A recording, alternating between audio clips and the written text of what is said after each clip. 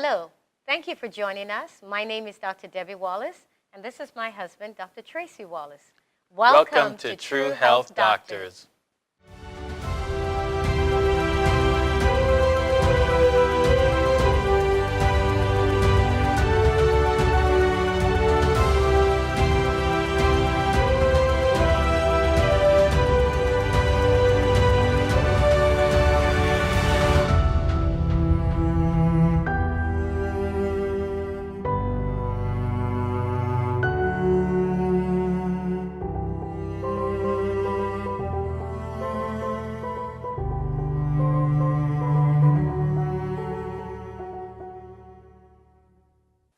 Today we'll be dealing with the important subject of obesity. 36% of the U.S. population is now considered obese. Obesity rates have tripled among children in the last 30 to 40 years. Obesity is a serious health issue because it increases the risk of cancer, diabetes, heart disease, stroke. And so stay tuned as we discuss this topic in more detail. Welcome back. Today we're talking about the important subject of obesity. Debbie, you have some expertise in this area. You know, the typical patient that I see at least once a week is the working mom in her 40s who is trying to exercise, who is trying to watch her diet, but just not able to lose weight. What advice would you give her? Well, first of all, I want you to know, and for everyone to know, that we know what works for weight loss. Research has been conclusive on this, that the only thing that has worked to keep weight off long-term, lose weight and keep it off long-term, is a lifestyle change. It is actually adopting a healthy diet as well as exercise, combined with other things like sleeping right, drinking water, a complete lifestyle approach. That is the only thing that has worked long-term. Diet pills don't work. As you know, many people come to you and they prescribe those pills, and what happens? You know, as we've talked about many times, I've been doing this for 20 years, over 20 years. I have not had one successful long-term weight loss with a diet pill. Now, everybody loses a few pounds, but they stop the diet pill and the weight comes right back. So you're right, the diet pills are not producing long-term weight loss. Yes, the people who change their complete lifestyle, that is what works. Now, it's not easy. It's not an easy thing to do because we're used to the way we eat, and it's hard to change those things. It's hard to change habits, but that is the approach that works. So even if you start slowly, that's my advice, and gradually make changes. Actually, your body prefers that. Your body doesn't want to be shocked into something because it's not meant to do that because it will react. For instance, if you go on a starvation diet, trying to lose weight, your body will lose weight, but you will be thinking that you're not going to eat. You might be somewhere under a building and you can't get out. So it's going to try to preserve life. It doesn't think, gee, she's trying to lose weight. No, its aim is to keep you alive. So what it will do is you will actually lose the wrong weight. Even though you lose weight, you will actually lose muscle because muscle burns up calories. So they'll say, get rid of muscle here so we can keep you alive for as long as possible with no food.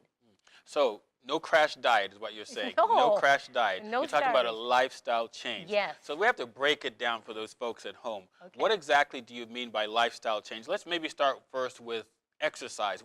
What are you recommending? What do you suggest for exercise? Well, for exercise, you really have to increase the amount of activity. Your body doesn't call it exercise. It doesn't understand. That's our term. What your body looks at is how fast your heart is beating. That's what it understands. So it doesn't matter if you're mowing the lawn, if you're doing dishes, if you're vacuuming. If you're doing that activity at a pace that is at your exercise heart rate, that's exercise to the body. And I say to people all the time, you're doing activities, but you're not doing them at an exercise rate. Well, what's the point? I mean, that doesn't make any sense because the number one excuse, what do people say why they don't exercise? Well, they don't have the time. Don't have time. They simply don't have the time because they're busy. Yes. So they're moving, yes. but they're not exercising. But you're not exercising. And so you're telling us exercising and moving are two completely different things. Yes, and your activity needs to be your exercise. make your activity at a pace that it is exercise to the body. When you're finished vacuuming the floor, you should be done with exercise for the day, because you can do that at a pace that your heart is beating at that rate that the body says, oh, they're exercising now. So you're saying maybe run around or jump around while you're vacuuming or cleaning or something like that? Just doing it at a pace that is harder. Doing To it get your faster, heart rate up. To get your heart rate up. And heart rate keep up. that sustained heart rate up. And we're just talking about it like 70%. And it's not, okay, so how do you know when you're in the exercise heart rate? Okay, there you go. How you know is if you're able to talk but not sing. Okay. If you're able to do your entire housework just singing along, you're not in your exercise heart rate zone yet.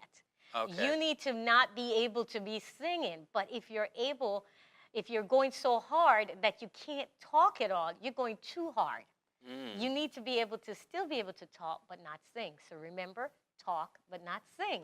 Okay. You're in that activity zone. So you know that's where, okay, my body sees this as exercise, so it's no different than me going to the gym. I'm going to get the How exercise. long and how many days a week should you be doing this? So the bottom line is that just to keep your heart rate functioning at maximum, every single day your body really needs activity.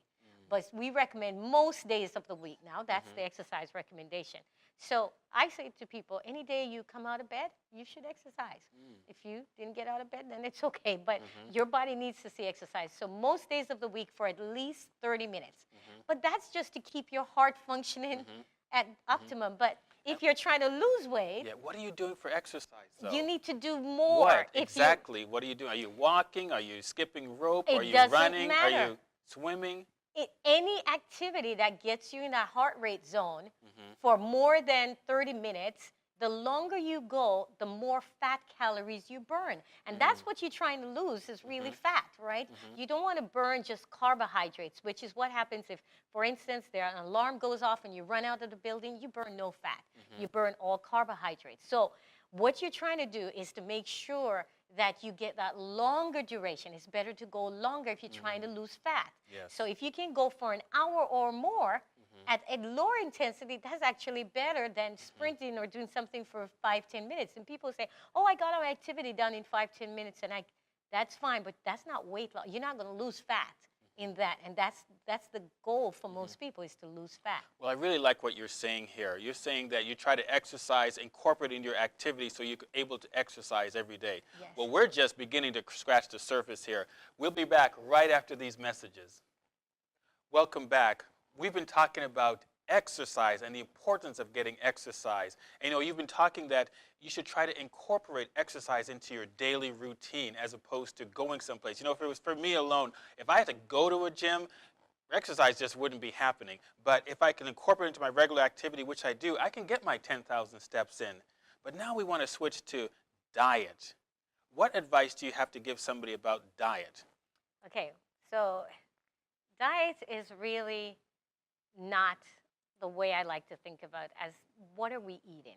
What should we eat? Because, typically when you say diet, you're talking about weight loss diet, going on some thing that's going to help me for a few weeks. When I lose the weight, I get back to eating bad again. Well, that makes no sense at all, because you're going to just get back the pounds that you lost. And again, that's not the aim. We want to change our lifestyle, because then the body is able to maintain that weight loss. So let's talk about what is it people are supposed to eat, because there's a lot of confusion. And folks, you need to realize this weight loss industry is a $30 billion industry. A lot of people are making money off this, and that's why we don't believe in endorsing products and so on, because it's not what is working. What works for people is changing their lifestyle, and eating right is a key. I mean, you can't just exercise alone. You have to also eat right. When you do both, you get it's like a double compounded effect, and that's what we want. So what are we to eat? I have an acronym for this to help you. Okay, we call it FULL. That makes sense. You're full. You want to be Okay, full. you want to be full, right? yes. You should eat to be full, but most of the foods that we're eating can't make you full because they have no fiber in them. And Mm. fiber is what gives you that fullness feeling. But they've taken out that, because think about it. If I want you to, I'm making food for you to eat and I want you to keep eating, am I going to make that food fill you up fast, or I want it to be empty calories that you'll keep eating and eating and eating to try to feel full? You know, one of the interesting things is we've seen 200 calories. You could eat a little piece of cheese and get 200 calories. But on the other hand, you could eat a whole big thing of broccoli or one of these things and you still get 200 calories. And so obviously the broccoli or one of these green leafy vegetables is a lot more filling than a little piece of cheese. Exactly, exactly. And in fact, fat content is also a problem, because the more fat you have, the less your stomach actually doesn't feel as full. And so again, with cheese and those products like that, you're going to eat it and you still not feel full, even though it's the same calories. And that's why we call it calorie dense. We don't want that. So what are we to eat? Again, so the acronym FULL, okay? The F in FULL starts for fiber-rich foods. Makes sense. Okay, so we're to eat sense. things that are fiber. So what has fiber? It's not animal products, but plant products. Green leafy vegetables. Green leafy vegetables, as well as fruits and vegetables. That's what we get fiber from. And again, it's not only that this is good for your diet, it also prevents cancer. Fiber is a great way your body takes away the electrolytes that are what we call, when you break down fat, break down foods that you eat, even regular food, you have byproducts. Well, the fiber actually takes it out of your body. So it's a fantastic thing for your body. And it helps you to pass, go to the bathroom more often, and that's actually good because you're taking the toxins out too. It keeps you regular. It keeps you regular. Okay. Yes, very important. Next is U for unprocessed foods.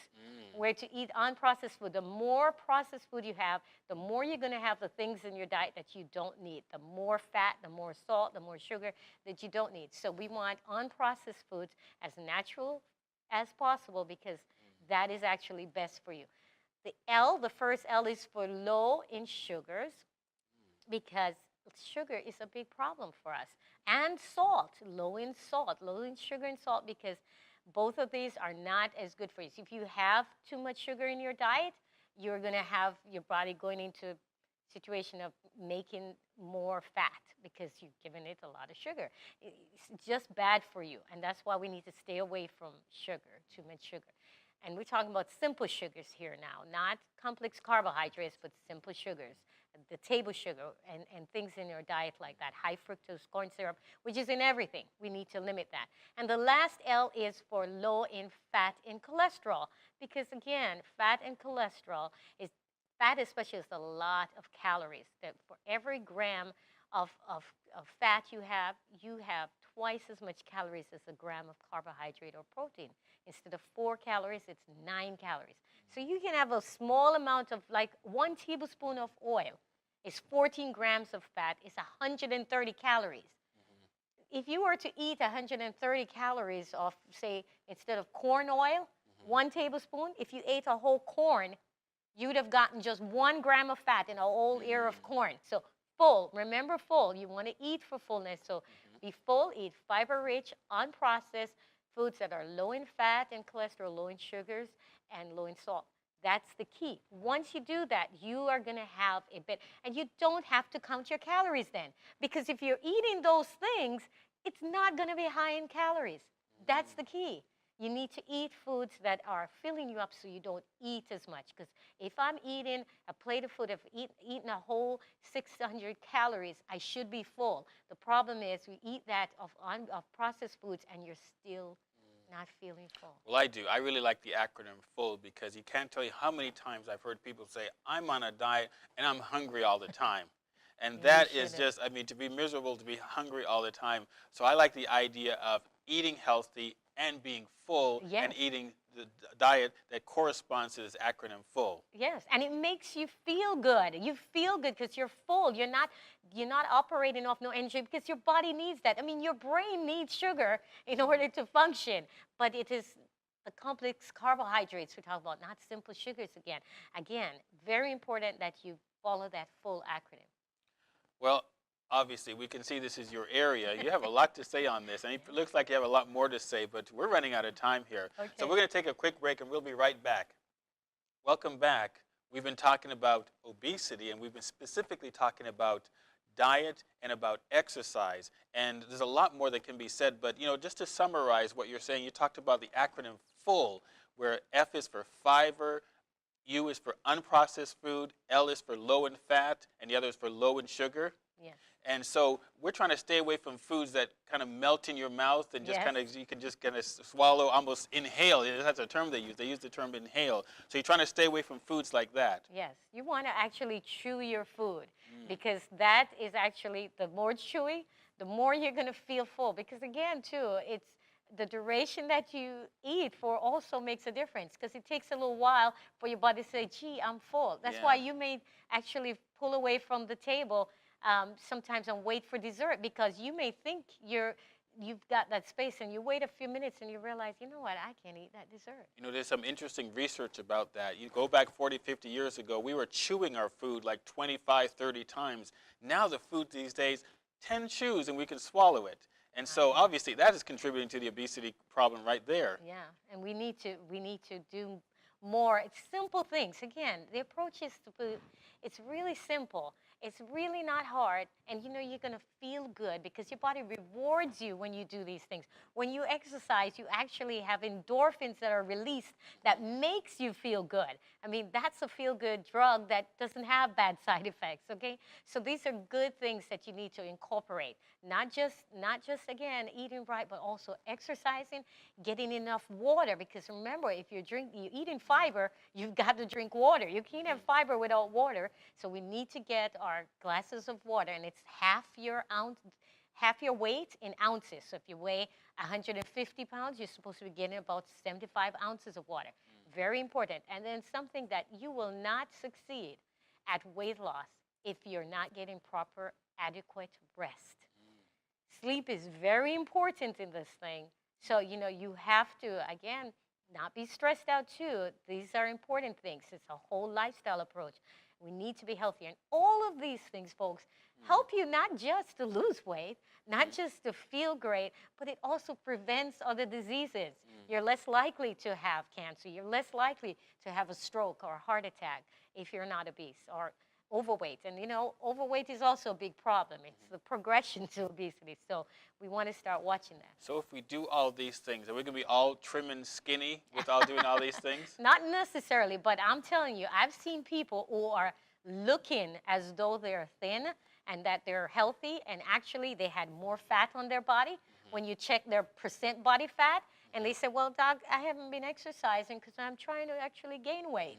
And we said, okay, well, congratulations, you've gained a lot of fat. Is that was your goal? They went, oh, no. Like, okay, if you're trying to gain muscle, it's exercise, not eating the wrong things and not exercising. So again, we want to just think about being and feeling good. Maintaining a proper weight, it will come naturally. You do not have to watch the scale so much.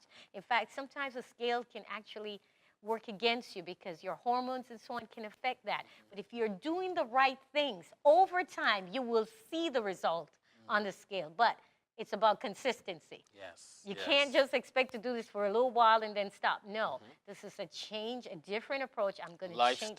A lifestyle change is the best way to lose weight and keep it off. And we have a program that we have done on our television station called the Designer Lifestyle Program. The Designer Lifestyle Program helps people to actually implement step-by-step small changes to reach their goal, their weight loss goals, and to remain healthy. So you can tune in for us for our program. We also have a book that is available to you that teaches you about how to lose weight the right way using a lifestyle approach. It even incorporates some recipes at the end of the book, and it's a very small book. It's not too intimidating to read and to enjoy, but it has all the principles that you need to live a healthy lifestyle. Well, we've had a great discussion today. I hope you've been informed, inspired, and empowered to live a healthier life. Thank you for joining us, and we'll see you soon on another episode of True Health Doctors.